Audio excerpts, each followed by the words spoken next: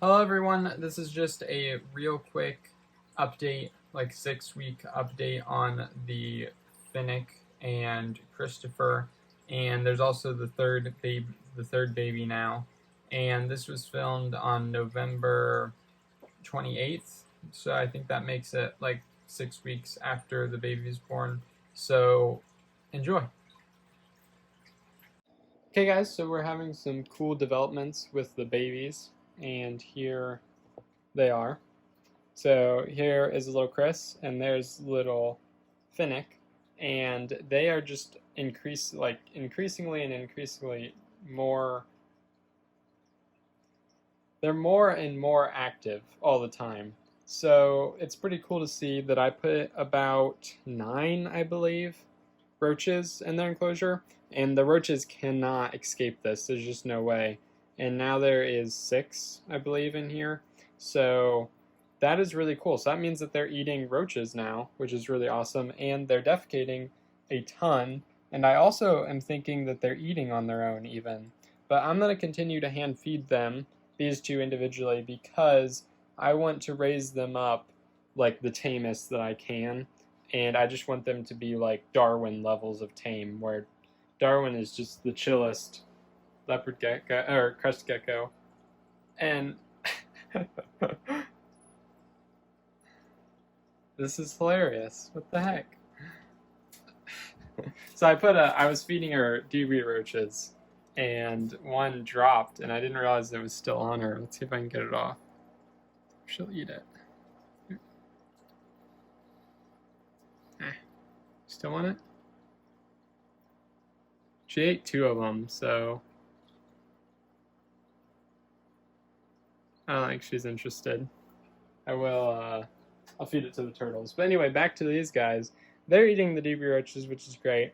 I haven't put any calcium powder in there, but it's not a super big concern for these guys because they got the diet, the Crested Gecko diet, and that has lots of calcium and stuff in it because it's the breeder diet. And then this is actually how I raised this girl. So this is Teddy, their mama, and she ate a lot of little dewberry roaches when she was younger, like a whole lot of them. So they're probably gonna do that as well, I hope, and hopefully I can get them to like eat from tongs and stuff, and then I can start putting powder on them and whatnot. But that's actually the majority of what she ate growing up. So that's pretty cool that these guys are also eating that. And then Charlie was eating dewberry roaches. So here, I'll bring this over here, and we can get a turtle to eat it, maybe. Probably Lewis. Lewis, over the water. Like, it's right over your head, Lewis. Come here, don't bite my fingers. Ah. Come here. There you go. And Lewis will choke on it until he finally figures out how to eat it. Okay, so Charlie is my green iguana, and there's something. So green iguanas are omnivores, not omnivores. They're herbivorous, so that means that they eat plants. But I can tell you for a fact that given the opportunity, they'll eat insects, and it's not like I'm feeding her insects. She hunts for them. So in her enclosure, there are lots of isopods, and they come out at night. So she was down on her food dish, and her food dish is actually just an upside down piece of bark, and then I can put the food on it, like all of her greens, which she gets a ton, like an absolute ton of greens, and then her cleanup crew will come through the bark and just eat whatever is on there, or even over it, or whatever. But that's just how the piece of bark is. It's kind of has like holes in it and stuff. And they'll come up and they'll eat whatever she doesn't want to eat. So she was down there eating isopods, and I could hear them like crunching and stuff. So I opened up her enclosure and I fed her like 5 roaches with some calcium powder, and she just ate them after whipping me a couple of times with her tail because she wasn't sure of it. And I've done that before once or twice. I fed her something, and that is dewberry roaches. And it's not something that would happen super common, maybe once a month, if that, just whenever I feel that she wants to eat insects for some reason. And they'll do that, especially when they're younger. People will feed them like crickets. I don't really agree with that, but it's not gonna hurt them necessarily as long as they're getting proper greens, and you shouldn't expect that they'll do that. but they definitely will, if that makes any sense. So they don't need to be omnivorous, but given the opportunity, they will. So will like deer and tortoises. Like generally herbivorous animals will take some type of like animal,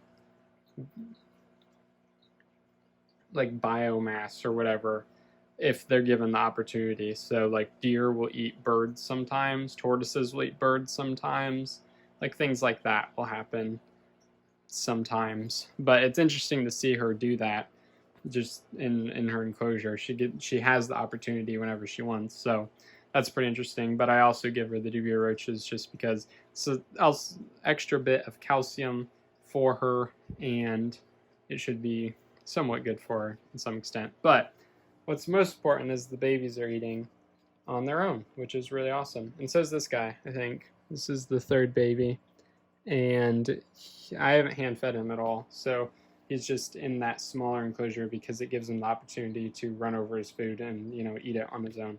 So I haven't noticed. Actually, I think that might be poop right there. So there you go. That means he's eating. I think that's feces, and then that might be feces down there as well. It's not focusing. And it's not going to. So he seems to be doing all right. I know it's a pretty small enclosure, but I just wanted to make sure that he was eating. So these guys are pretty interesting. Okay, so I know a whole lot's not going on. I talked about Charlie for a while, but this was the only clip I had for this day, and it's currently 1 o'clock as of editing this, 1 o'clock in the morning, and I'm only barely understanding what's going on with anything right now. So this is what's going on. So as I said, Charlie's a thing. I know people have told me like shouldn't do that. She kind of does it on her own, just with eating the isopods in her enclosure, and that kind of is what it is. I don't care, and I think it's fine. So she's doing just fine. Overall, she's healthy, so that's what's important. Then we have the babies, and at this stage, they are defecating and doing well. And if things were different, they would be eating on their own. Most of the babies that I have now are eating on their own because I have a lot of babies as of editing this, and they all eat really well on their own. You kind of just have to let them figure it out, and then they'll do it. And pretty much almost all stages, like I start offering dubia roaches within, I don't know, just a week or two after the babies are born, maybe a little bit after that, but I generally have them in there, and it seems like they eat them. So, and that helps them grow quicker without you having to hand feed them or anything. But if you do hand feed them, they'll grow much faster, like Finnick and Christopher, which have been growing really well because I hand feed them still. And now they're in a bigger enclosure, an even bigger one than everything you've seen. But as of right now, editing this, they are technically in a larger enclosure, and that creates kind of a problem. They can't really find the food stuff, so if I wanted to try to get them to eat on their own now, so kind of is what it is. But maybe I can train them or something. I'm not entirely sure. But for now, while they're growing, I'd like to just keep them so I'm interacting with them quite often and getting them to grow a little bit faster. So hope that you guys enjoyed. If you did, feel free to like this video down below. If you have any comments or concerns, comments below. And if you want more content, then subscribe.